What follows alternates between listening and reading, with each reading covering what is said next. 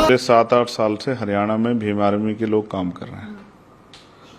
लोकसभा चुनाव में हमने सभी लोगों को मौका दिया कि वो लोग लड़ें, क्योंकि वो देश स्तर का चुनाव था।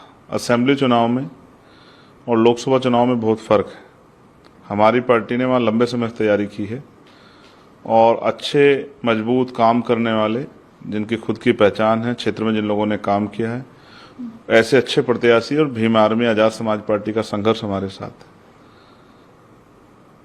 वहाँ की स्टेट की टीम ने मजबूती से जिला, विधानसभा, बूथ सेक्टर का संगठन बनाया। उसके जरिए हम लोग चुनाव लड़ेंगे और मेरा विश्वास है कि आज़ाद समाज पार्टी और जो अलायंस जेजेपी के साथ हमारा हुआ, मिलके जो है एक मजबूत विकल्प जो है हरियाणा में बनेगा, ऐसा मेरा विश्वास है। देखिए, पार्टी ने जो तय किया है कि 20 सीटें वो सीटें हैं जिनमें हम लोग बहुत अच्छी तरह से फाइट कर सकते हैं, जिसके जातिगत समीकरण, क्षेत्रीय आधार हमारे साथ हैं, जिनकी तैयारी हमारी 1 नंबर की है। उन सीटों पे ही हमने तय किया कि हमारे प्रत्याशी लड़ेंगे और मेरा विश्वास है कि जिस तरह से लंबे समय से हम लोगों ने काम किया, पाठशाला चला के, जनहित के मुद्दों पे सवाल खड़े करके, आंदोलन करके, चाहे वो पुरानी पेंशन का मामला हो, चाहे बैकलॉग का मामला हो, लेटरल एंट्री, संविदा, आउटसोर्सिंग, ठेकेदारी के जरिए जो पक्की नौकरियां खत्म करके कच्ची नौकरियां दी जा रही, इनके विरोध में आंदोलन हो,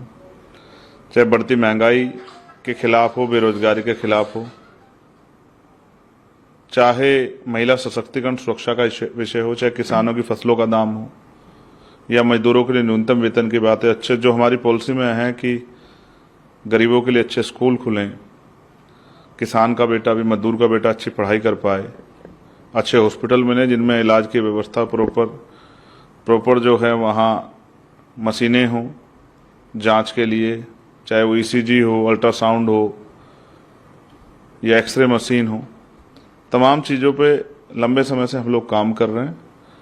तो मेरा भरोसा है कि जिस नीतियों पे हम लोग काम कर रहे हैं, तो जनता का आशीर्वाद हमारे साथ रहेगा, जनता का आशीर्वाद हमें मिलेगा। देखिए, हमने बिहार में भी चुनाव लड़ा है। बिहार में भी पार्टी को जो है अच्छे वोट मिले थे, वो हमारा फर्स्ट इलेक्शन था।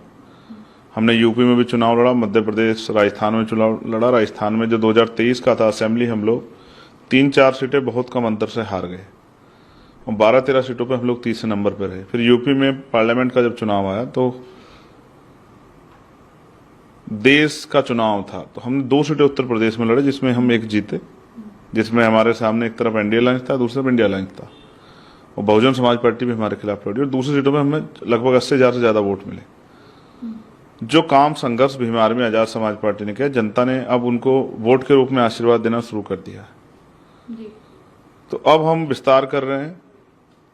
जो सफलता हमें हरियाणा में हाथ नहीं लगी, मेरा भरोसा है राजस्थान में हमें नहीं मिली, वो हरियाणा से हमारे हिस्से में आएगी, क्योंकि हरियाणा उत्तर प्रदेश से सटा हुआ है और क्योंकि मेरे घर के करीब है, बिल्कुल सहारनपुर से जुड़े हुए बहुत सारा क्षेत्र है हरियाणा का, जिसमें पंचकुला है, अंबाला है, जमुनानगर है, यमुनानगर, जगाधरी है, करनाल है।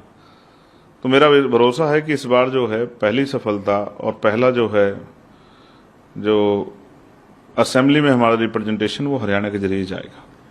यूपी के मुख्यमंत्री योगी आदित्यनाथ सेंटर में तीसरी बार उनकी सरकार है, उत्तर प्रदेश में दूसरी बार उनकी सरकार है, कई और स्टेटों में सरकार है। वो भय की राजनीति करते हैं, डरा के लोगों को वोट लेना चाहते हैं, जबकि उनकी खुद की सरकार है और तमाम तरह से बुलडोजर और तमाम तरह की जो कानूनी कार्रवाई वो करते हैं, जो संविधान के, लोकतंत्र के, न्याय प्रक्रिया और न्यायपालिका के विरोध में होती है। उसके बावजूद भी वो जनता को डराना चाहते हैं। एक मुख्यमंत्री के तौर पर ये उनकी सबसे बड़ी कमजोरी है।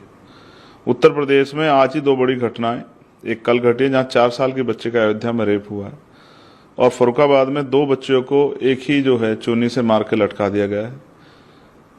जिन मुख्यमंत्री कार्यकाल में बेटियां सुरक्षित ना हो और छोटी छोटी बच्चियों पर अन्याय अत्याचार हो, उनकी हत्याएं हो, उनके साथ रेप हो, उन मुख्यमंत्री को राजनीति से ऊपर बढ़ के भी अपने प्रदेश की कानून व्यवस्था के बारे में सोचना चाहिए। वहां मुख्यमंत्री फेल नजर आते हैं और घटनाओं से ध्यान हटाने के लिए 69 शिक्षक भर्ती का जो मामला था, वो सुप्रीम कोर्ट चला गया है।